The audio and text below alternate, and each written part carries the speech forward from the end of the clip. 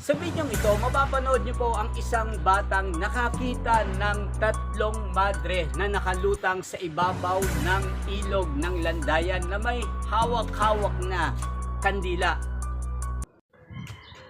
Yan ngayon po makakasama natin ang isang batang may third eye. Ang pangalan niya ay Janjan. Yan ngayon, ikukwento po sa atin ni Janjan kung paano niya nakita ang tatlong madre na may daladalang kandila na nakalutang sa ibabaw ng ilog. Ano ang mga pangyayari dyan kung bakit nakita mo nakakita ka ng madre na may hawak na tigi-tigisang kandila? Tatlong madre, tigi-tigisang silang kandila na nakalutang sa ibabaw ng ilog. Anong pangyayari nung gabing yon? Kasi nalimpungatan po ako ng alas 12 ng madaling araw. Hating gabi, alas 12 Opo, ng hating tapos gabi. nakaramdam po ako ng jingle. Nakaramdam ka ng pag-iihi ka. Oo, nakaramdam po ako ng pag-iihi. So saan ka iihi? Sa labas, sa loob? Sa labas po. Labas ng bahay. Opo, tapos nung namalik mata po ako, bigla po may tatlong madre na dumaan po sa ilog, sa harapan ko po mismo. Saan kasi yung bahay nyo nakaharap ba sa ilog? Alam ko nakaharap yun no? Opo, nakaharap po sa ilog. Ngayon, napalingon ka sa ilog. Pag ganyan po, may nakita po ang tatlong madre, ang bilis po nila nakalutang sa tubig. Nakalutang sa tubig. Tapos Opo. may dala-dala yung madre, sabi mo. May dala-dala po silang tag-iisa-isang kandila. Tigi-tigisa. O gaano Opo. sa tingin mo, gaano kalaki yung kandilang dala-dala nila? Yung saktuhan lang po sa Mga ano. ano mo sa kanila kung gaano kalaki. Yung mataba po, tapos yung... Matabang kandila. Oo, mataba po. Tapos gaano kahaba? Mga ganyan po yung... Medyo mahaba din, ganon. Opo. Mga isang dangkal. Opo, Mga isang dangkal. At ayon nga kay Ate Cherry Umagap na isa ring may third eye. Nakakita siya kasi ng tatlong madre na may dalang kandila. May dalang kandila. Baka naman bulag Hindi, nakalutang daw sa ibabaw ng ilog. Hating gabi na yata, pasado alas 12, nakalutang yung madre sa ibabaw. Tapos mga ilang segundo o ilang minuto bago mawala. Oo. Dire-diretso po kasi sila eh. Pero naglaho din sa paningin mo. Anong ibig mo sabihin dire-diretso? Dire-diretso po po ganito. Palabas dito. Oo.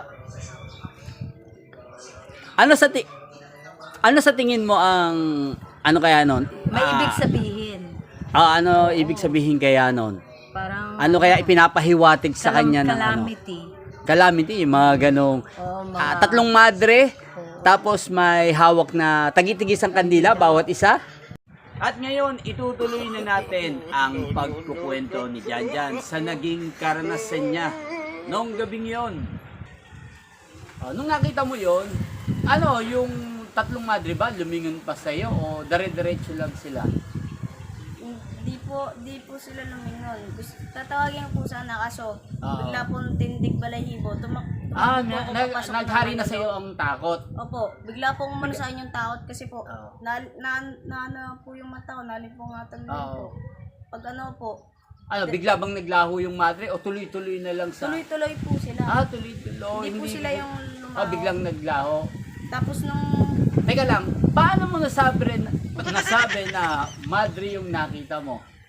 Paano mo nasabi? kompleto po talaga yung suot nila eh. Yung suot ng kasuotan ng madre sa ngayon, Opo, yun din mismo yung nakikita mo. O yung parang ano bang kulay, parang may itim din, di ba? May Yung puti. parang napapanood po sa Mapanood sa TV. yung sa mga- madring ganun na ganun po talaga yung nila, mga pansuot nila.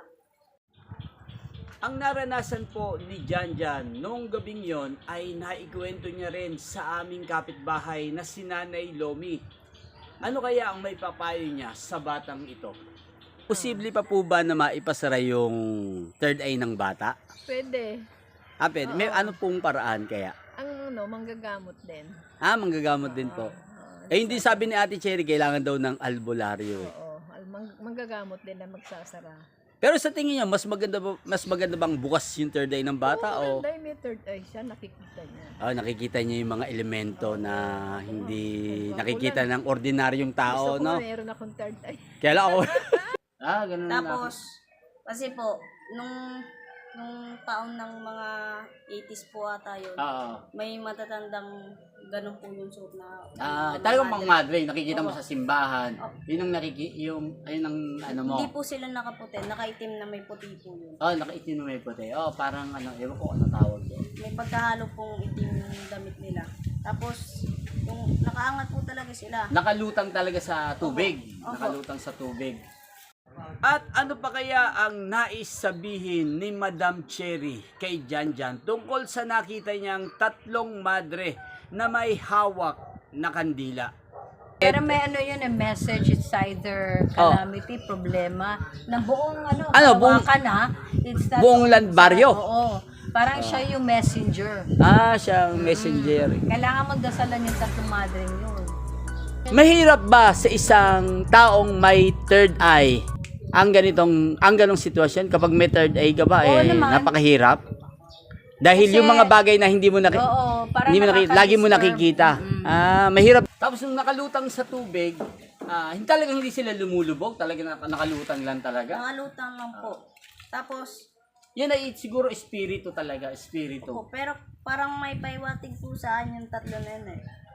Parang may gusto po silang ipalabas. Kasi, for the first time ko lang po makita Oo. dito sa Landayan.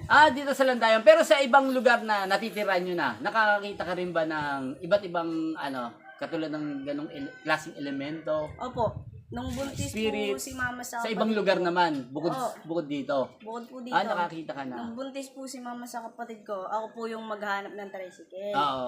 Tricycle, anong oras?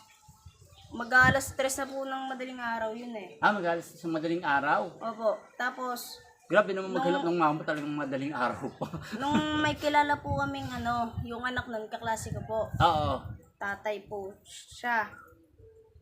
Tapos may sagingan po sila doon. Oo. So parang gusto mo sabihin, sa may saging mo nakita.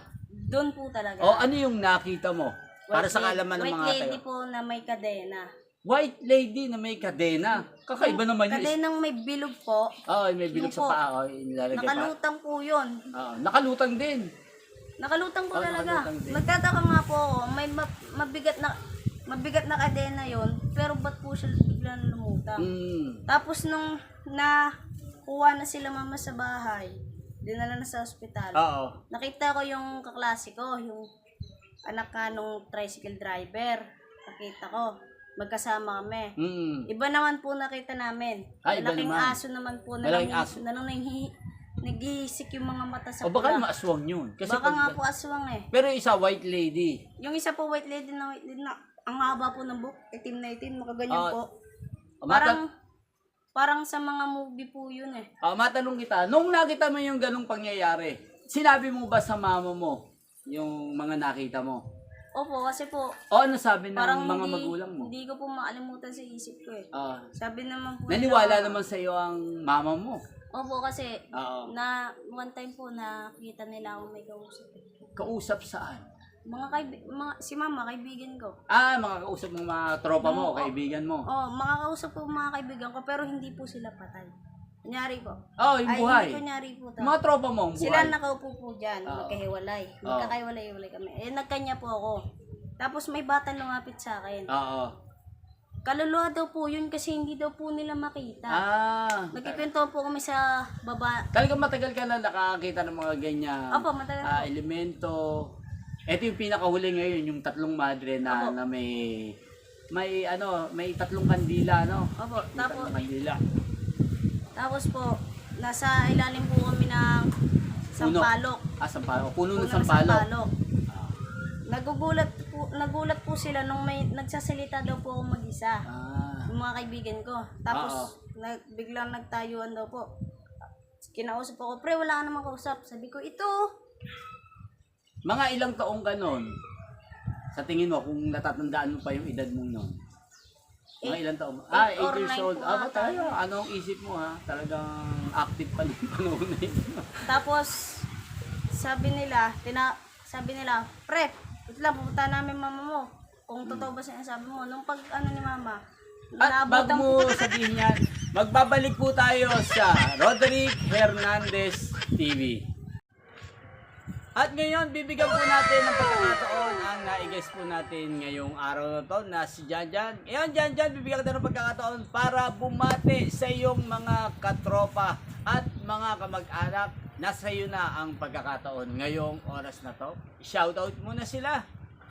Shoutout nga po pala kay Ashley na taga Muntinlupa. At shoutout po. Tropa mo yon? Opo. Tapos Sino pa? shoutout rin po pala sa mga tropa ko dyan sa South Trade. Sana magbago na kayo. Shoutout mo si Madam. Shoutout po Madam Cherry.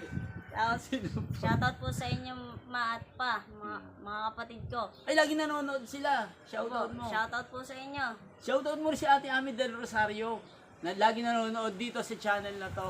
Shoutout po sa iyo, Ate Si Madam Am. Gina. Shoutout. Ma'am si Bambi. Ayan, shoutout din natin si Ate Gemma na nagpapa-shoutout po sa channel na to. Sino pa ba? Si Madam Cherry Umagap, si Kuya Carlo mo. Carlo Carlo Oberilla, Tawa. shoutout sa iyo. Si Margarita Suangco, si Simple Tao Vlog, si Kuya Remar mo, Remar si Raymar Suangco. Suangco. The Yan, singer. si Karina Bongkay, shoutout natin. Si Christopher Hernandez, yan si Mio na nasa Quezon, si Evelyn, shoutout, kay Baby James, si Nanay Nelia, shoutout sa inyo. Kuya Ronald, shoutout sa iyo. Ayan, si shoutout. At ang kanyang mga anak, at sino pa ba? Si Nanay Eli, Paraiso, shoutout sa iyo. Si Ate Ann. Ate Ate Ann Ann. at kay Ate Sherlyn Broy ng United States of America. At syempre si Nanay Edna Broy ng Amerika. Yan, maraming salamat po sa patuloy niyo pong panonood dito sa channel na to, Roderick Hernandez TV.